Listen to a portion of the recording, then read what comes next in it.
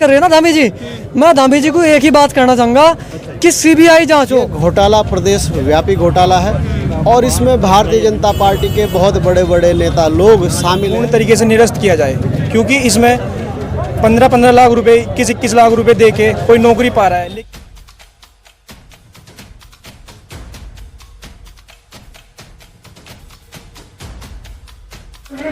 अब तक का सबसे बड़ा सवाल और सभी युवाओं का सिर्फ यही सवाल है कि उनके भविष्य के साथ खिलवाड़ का ये सिलसिला कब तक जारी रहेगा।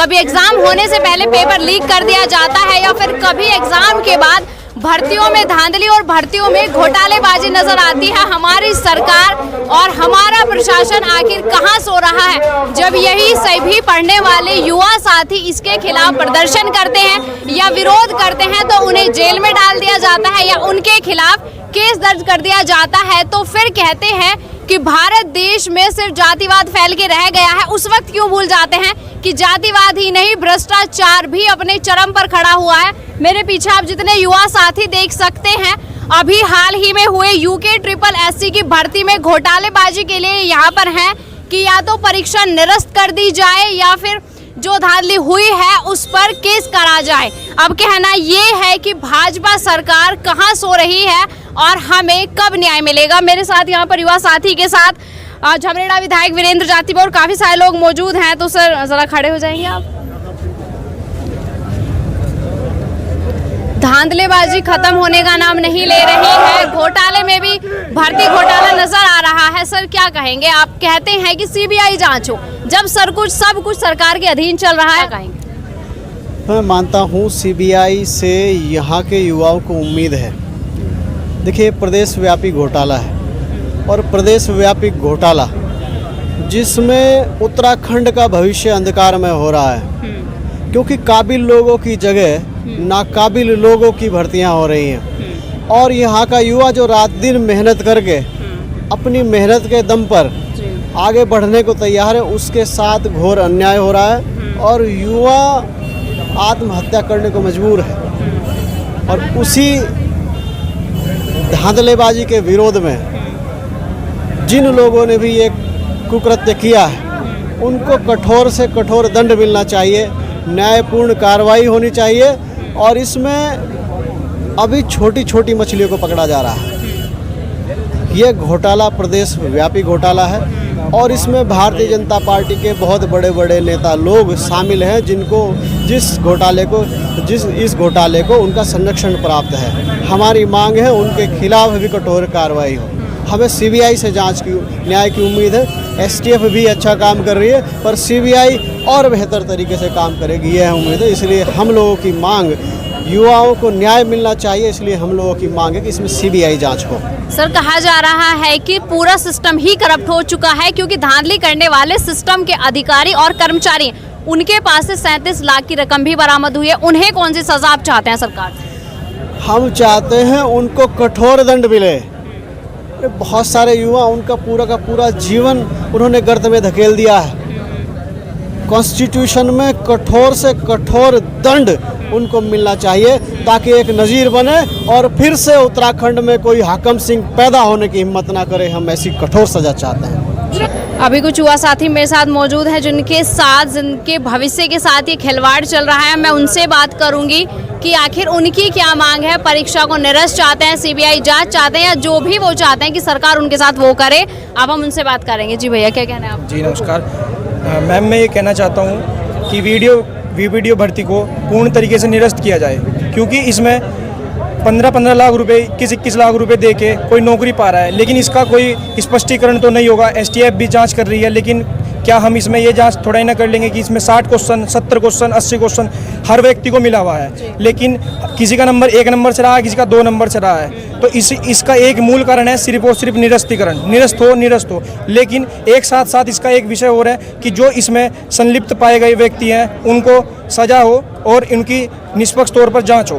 बस हम यही कहना चाहेंगे मैडम। मैडम हम ये कहना चाह रहे हैं कि इस भर्ती को 60 दिन में दोबारा कराया जाए, इसकी सीबीआई जांच करे, हमारी सबकी यही मांग है। और साथ ही साथ हम ये भी कहना चाह रहे हैं कि जो इसमें वो सेग्रीगेशन का फार्मूला तलाशने की कोशिश कर रहे हैं, तो सेग्रीगेशन किस आधार पर करेंगे?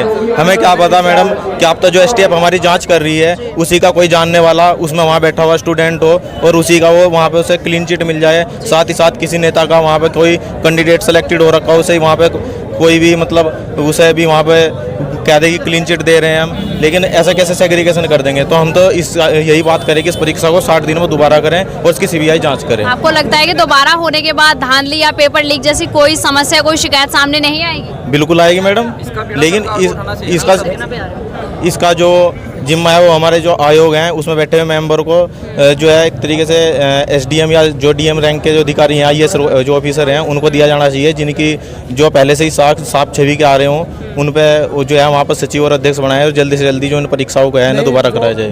जो अध्यक्ष बनाए जा रहे हैं वहाँ पे वे पहले से ही उस विभाग में थे और उसी कार्यालय में काम कर रहे थे। तो अभी क्या हो रहा है कि अब उन्हें अध्यक्ष का पद सौंपा जा रहा है। तो अगर उन्हें अध्यक्ष का पद, क्या उन्हें नहीं पता था कि उससे पहले धांधलेबाजी जो हुई क्या उनका हाथ नहीं हो सकता? तो मेरी सरकार से यही मांग है कि अध्यक्ष भी नए तौर से लाया जा।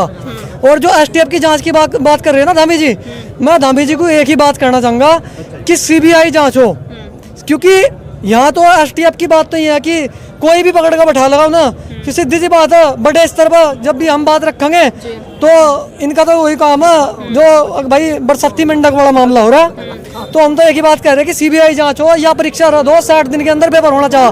नहीं तो पता क्या होगा जी, जैसा पिछले 4-5 साल तो होता रहा ना, लाइब्रेरी खुलती जा रही और बच्चे बढ़ते जा रहे हैं। तो लाइब्रेरी खुलो जाएगी, बिजनेस चलो जाएगा, हम भी थोड़े दिनों में यही बिजनेस करने वाले, या तो हम राजनीति में आएंगे या लाइब्रेरी का बिजनेस जोड़ेंगे और घर घर लाइब्रेरी दिखेगी थोड़े दिनों में। सच्ची बात है। क्या लगता है भाई आपको कि अगर आज इस प्रदर्शन और इस विरोध के बाद भी ना परीक्षा निरस्त करी जाती है, ना सीबीआई जांच बैठती है, क्या उसके बाद क्या आपका अगला स्टेप? पीछे भी सरकार ने बहुत ऐसी भर्तियां हैं जो निरस्त करी हैं, क्या उसमें ईमानदारी से कोई बच्चे थे नहीं, उनका भी भविष्य बर्बाद हुआ है। तो ये वाली भर्ती निरस्त होनी चाहिए और पूरी ये भर्ती वीडियो की एक पाली में होनी चाहिए और सरकार से निष्पक्ष जांच की हम मांग करते हैं। कुछ मांग रखना चाहेंगे अपनी सरकार से? देखिए, सरकार को निष्पक्ष जांच करानी चाहिए, सीबीआई जांच इसकी होनी चाहिए।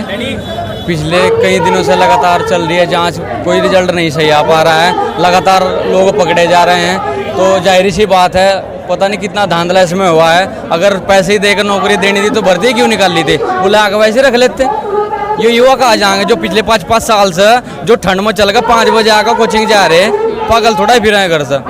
तो मैं तो यही कहना चाहूँगा सरकार से, निष्पक्ष जांच हो, एक एक भर्ती बिल्कुल सबकी बिना निष्पक्ष के ईमानदारी से करनी चाहिए। मैम हम अपना सिर्फ और सिर्फ रोजगार की मांग कर रहे हैं, ना कि हम किसी की अपनी गुलामी कर रहे हैं, ना किसी का वो कर रहे हैं। हम यहाँ पे कहना चाहते हैं कि हम 4 से 5 साल से बाहर अपने घर से रह रहे हैं, 1 महीने का खर्च आता है हमारा 10,000 रुपये। अगर हम इसी को 12 महीने 1 साल तक रह रहे, 1 साल का खर्च कितना आ गया मैडम? 12 गुना 10 हो गया, 1,20,000 रुपये हो गया। ऐसे ही हम 4-5 साल से बाहर रह रहे हैं, क्या उसका खर्चा कोई वहन कर पाएगा इतनी जल्दी से? हम सरकार से सिर्फ और सिर्फ यही निवेदन करते हैं कि इस भर्ती को निरस्त करा जाए और दूसरा इसकी जो इसमें संलिप्तता पाई गई है उसकी निष्पक्ष तौर पर जांच करी जाए, जिससे कि निकट भविष्य में आने भर्तियाँ आएंगी उसमें ऐसे व्यक्ति कभी भी भ्रष्टाचार ना कर सके। और इसमें साथ में जो मेहनत करने वाले बच्चे हैं उनको अपना रोजगार मिल सके। कोई 1 नंबर से रहे, कोई 2 नंबर से रहे, क्या उनका अधिकार नहीं है कि वो रोजगार पा सके? क्या उनको नहीं लगता कि उसके माँ बाप, मम्मी पापा, जो भी उनके घर वालों को लगता है नहीं कि मेरे भी लाल कदी ना कदी तो सरकारी नौकरी पाएगा?